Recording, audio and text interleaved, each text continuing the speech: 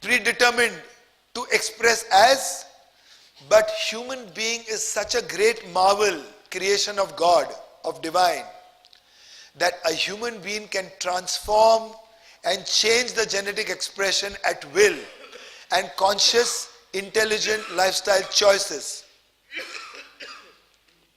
May I get you some lozenges, Arisha? So, you must understand that a child may be born with shortcomings, but a child should not live with shortcomings.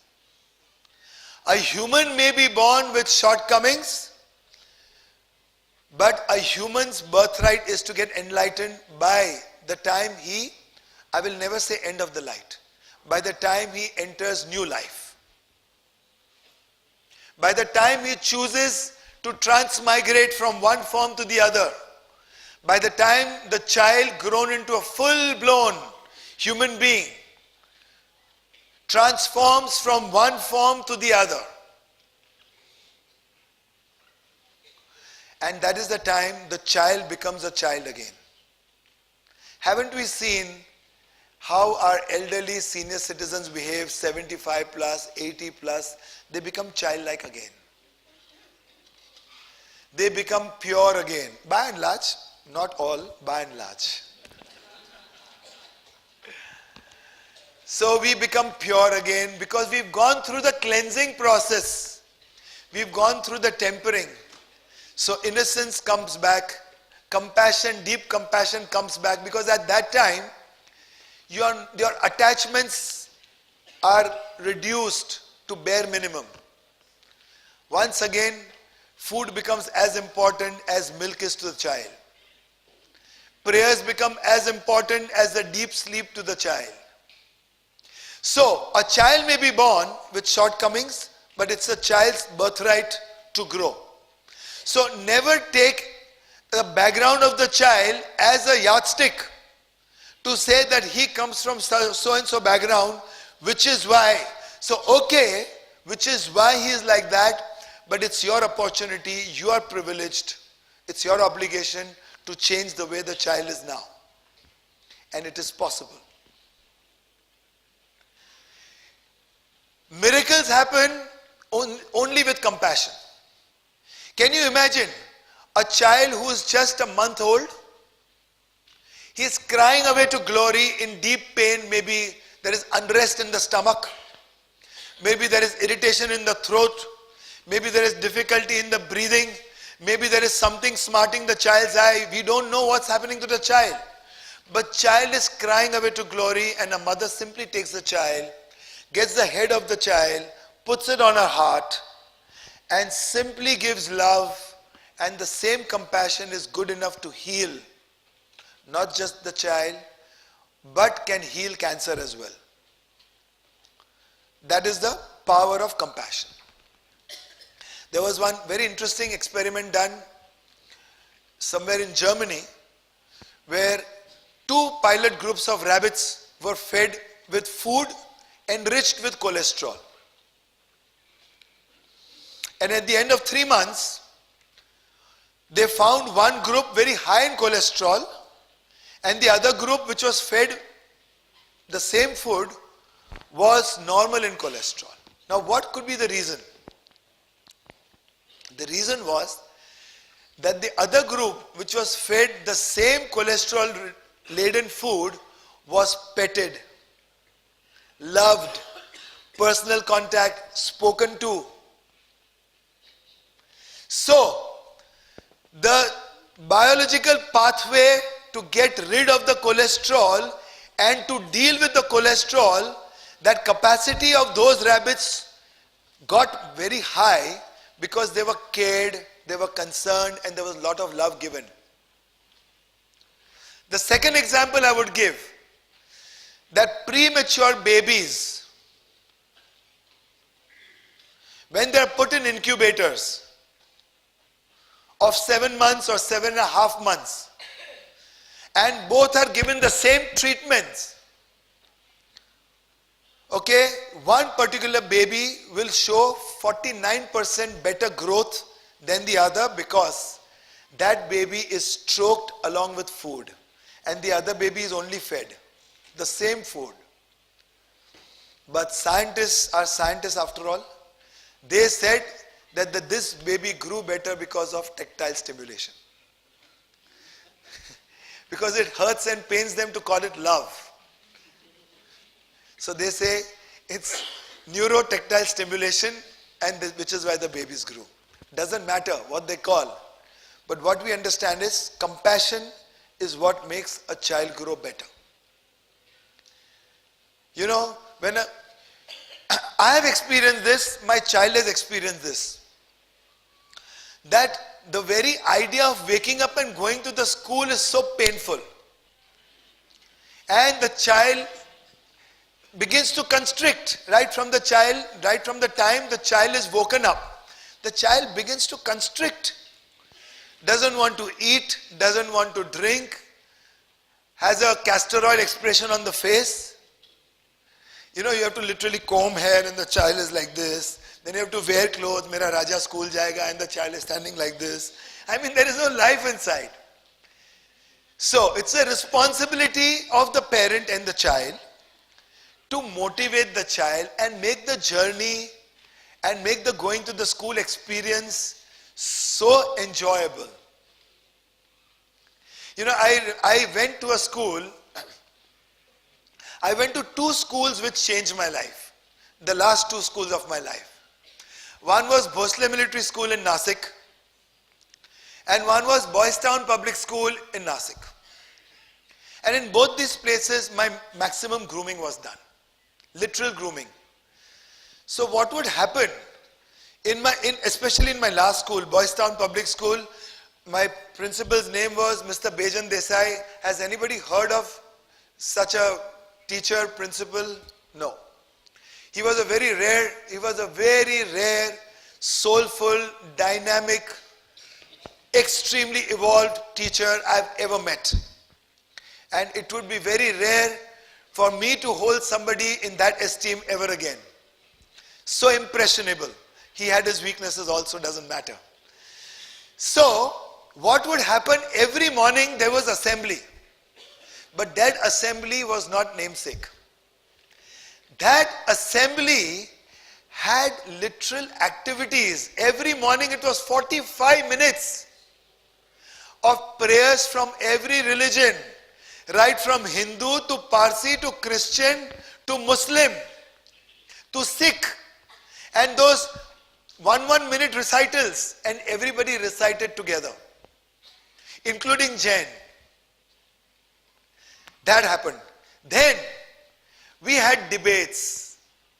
Then we always had one teacher from the faculty to come and cheer us up on some new interesting subject or the other. Can you imagine how much we were waiting every morning to just go and looking forward for that assembly? You get my point? There is one more important thing, if you guys can start as a standard practice. You must have at least 5 minutes of, if not complete PT, at least breathing PT, 5 minutes of together collective.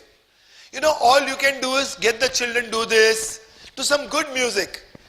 Do this, take a breath, do a little up and down, little bit of twisting and turning, little bit of spot jogging, little bit of doing this, putting it on your eyes, and make it fun. When you do all these things, physiologically, biochemistry, everything changes. Growth hormones happen. Learning ability is augmented. Your concentration, focus, memory span, everything increases. Because you're stimulating your nervous system, you're kicking up the blood circulation, you're spiking up the oxygen in the blood of the child. So when these things happen, the quality of the child's 360-degree growth is augmented. Now these are the things which are not happening today. Field sports are missing so badly. And even if you have its namesake, there is people are not promoting field sports. You must promote football, basketball, swimming, yoga, athletics. Tell me, from as many schools, principals are sitting here, how many school principals, students, literally get to go out in the field for more than 4 times a month and play games? More than 4 times a month? Wow, we must clap for this. You know why? So this system is much better than IB system, just by the virtue of it. So it is not just very important to inculcate education in terms of book learning, nature learning, mingling with nature. You know, when children step out from the 4 walls, what happens the best? Minds open up. See, when a human being is extremely stressed out, depressed, unhappy, emotionally burnt, as you just step out and go near the sea and sit by the sea, in 15 minutes, things will change. Resolve will happen. Inner strength will come up. You will get vision, a foresight, and insight. Perspectives will change. And you will have solutions. And you'll come back happy. Because no sooner you step out from indoors to outdoors, subconsciously there is a shift in your breathing. So from shallow breathing, you take a deep breath. You heave a sigh of relief. We normally do that whenever our spouses,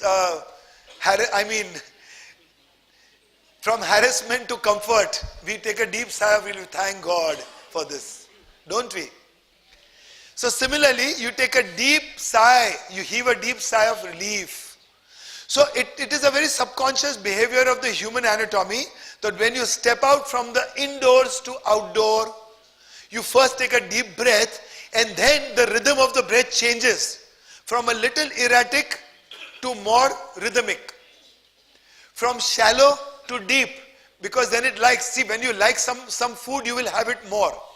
So similarly, when the human being enjoys the quality of air better, he will breathe deeper. So, and just by the virtue of that, the child will grow better. So once again, swimming, basketball, football, let them enjoy. Create lesser environment of competition and more environment of participation. That is important. Let them all enjoy together rather than wanting to beat the other. When enjoying together happens in participation, one will want to help the other to get better. But once you instill competition, one will want to beat the other. And in wanting to beat the other, there will be discord. One has to enjoy the process of being together and celebrating life together.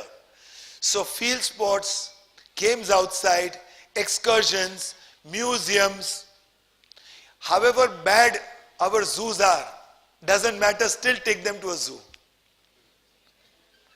You got my point? Yes. Somewhere mingling with nature under the open sky, and go and tell them that these animals are no different from us. But we are more fortunate that we can talk, understand, feel, think, evolve, create. So let's pray that one day the animal reaches that point of evolution. We all can evolve.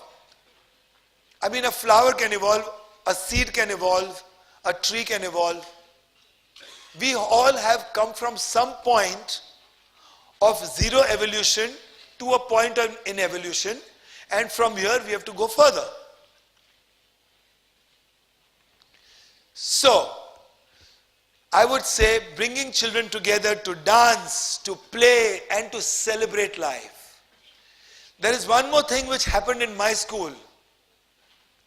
That simply whosoever's birthday it was, in the class, the principal made sure would come to the class, Only 3 minutes spent. Trust me, not more than 3 minutes. Come to the class with a